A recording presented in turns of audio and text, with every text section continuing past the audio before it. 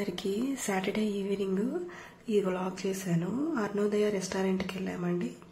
ఇది ఆకృతికి ఆపోజిట్లో ఉంటుంది. మొత్తం ఫాస్ట్ ఫుడ్ ఐటమ్స్ ఉంటాయి.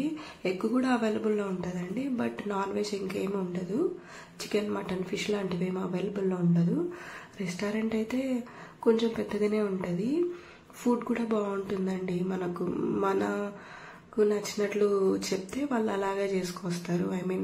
ఆయిల్ తక్కువ వేయండి, స్పైసీ తక్కువ ఉండేలా పెట్టండి అంటే అలాగే చేసిస్తారు. నాకైతే గోబీ రైస్ ఇక్కడ ఇష్టము. కొంచెం స్పెషల్గా చేస్తారు ఇక్కడ, ఎందుకో టేస్ట్ ఉంటుంది బాగా.